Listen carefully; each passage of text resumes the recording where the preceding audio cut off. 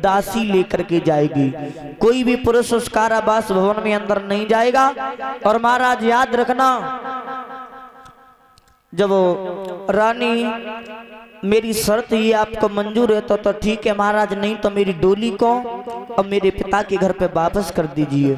तो रानी सुनीति उसी समय दोनों हाथ जुड़ करके महाराज के सामने पर खड़ी हुई, जवाब दिया, महाराज हमने एक संतान की खातिर तुम्हारा दूसरा विवाह करवाया था, तो हम एक संतान की खातिर महाराज अगर हमें कारावास भवन में जाना पड़े तो हम कारावास भवन में जाने को महाराज तैयार हैं। जब इतनी बात सुनी तो आज महारानी तो कारावास भवन को जाने के लिए तैयार हुई और इधर दोनों हाथ जोड़ करके रानी सुनीति महाराज से एक बात बोली, दोनों हाथ जोड़ करके, क्या?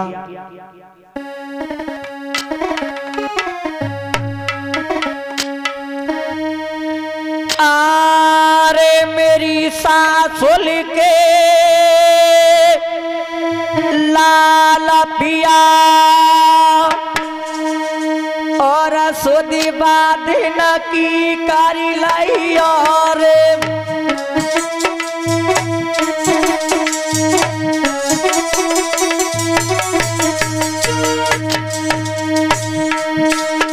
अरे मेरी सासुल के लाला पिया सुधी बाधिन की कारी लाई और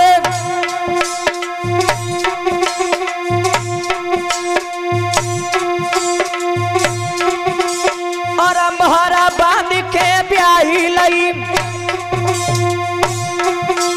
अरे मोहरा बांध के ब्याही लई, पतिताई भोली मत जाई और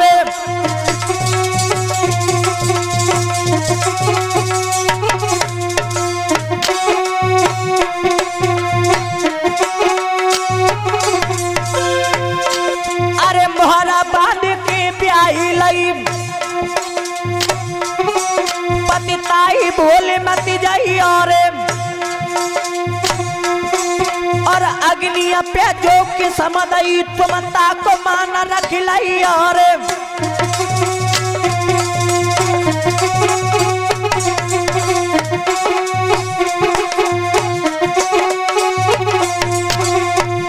अरे अग्नि पे जो कि समदई पतिता को मान रख लाई और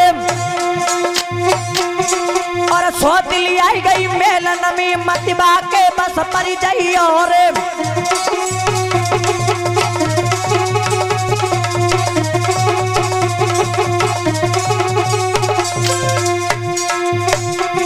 अरे प्राणन प्यारी प्रजा को, अरे प्राणन प्यारी प्रजा को मेरे ठाकुर दुख मत दई और दिन में स्वामी आए पावो तो चले रात को यही और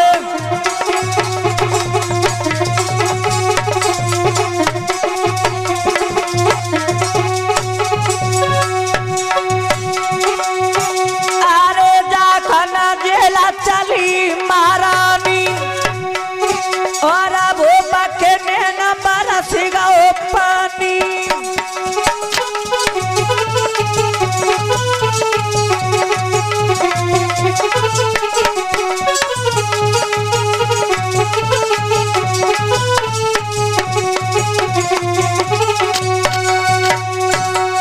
जवाब दिया, महाराज एक संतान की खातिर हमने दूसरा विवाह कराया था तुम्हारा, और महाराज अगर एक संतान की खातिर आज हमें अगर कारावास भवन में जाना पड़े महाराज तुम जाने को तैयार हैं। लेकिन महाराज मेरी एक बात ध्यान रखना, दोनों हाथ जोड़ करके आपसे विनती है कि हमारी प्राणों से प्यारी जो प्रजा उसे कभी कष्ट मत देना महाराज।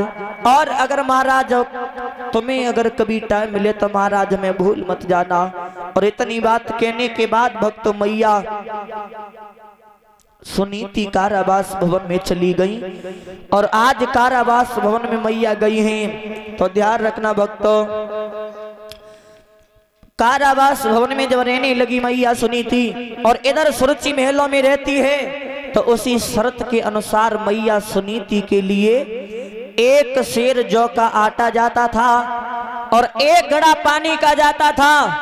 धीरे धीरे समय व्यतीत होता चला गया। आज गुरुजी ने बताया है कि भक्तों मैया सुनीति को कारावास भवन में रहते रहते और सुरुचि को महलों में रहते रहते आज समय कितना व्यतीत हुआ है, बताया है गुरुजी ने। अरे 12 बरस एक पखबारा,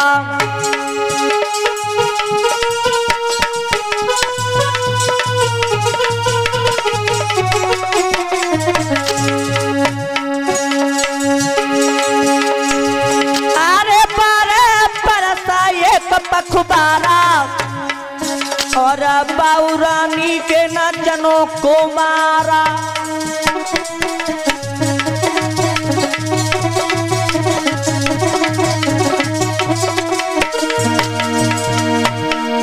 अरे विधि की गति काऊ नहीं जानी और छोटी हुआ बांझ रही गई है रानी।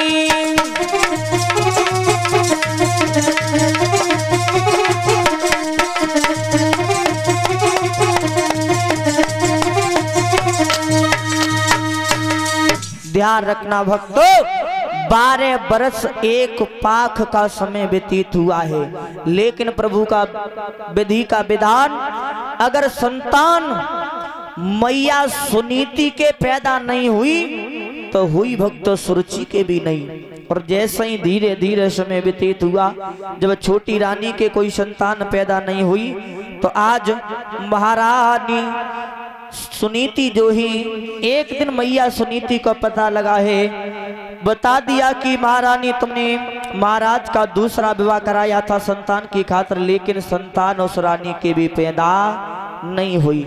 तो भक्तों ध्यान रखना, मैया सुनीति को मन में बहुत कष्ट हुआ कि प्रभु एक संतान की खातिर तो हमने महाराज का दूसरा विवाह करवाया था, लेकिन उस रानी के भी कोई संतान पैदा नहीं हो तो क्या करें। और परीक्षित महाराज जी, जब घर में कोई संतान पैदा नहीं होती है,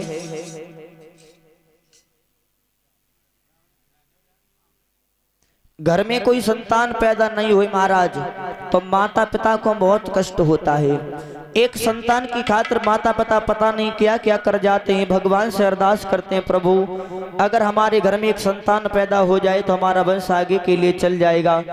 एक संतान की खातिर माता पिता रो जाते हैं, और भक्तों संतान पैदा हो जाए और आगे चल कर के उस संतान के कर्मों से अगर माता पिता को रोना पड़े तो ऐसी संतान को महाराज 7 जन्म नरक भोगने को मिलता है। तो ध्यान रखना भक्तों, मैया सुनीति मन में विचार करते हैं तो इस दुनिया में जी करके क्या करेंगे, इससे बढ़िया तो ये कि हमारी मृत्यु हो जाए। तो आज भक्तों मैया सुनीति आज आधी रात्रि के समय पे उस कारावास भवन से मरने के लिए निकल करके चली हैं भक्तों। कैसे?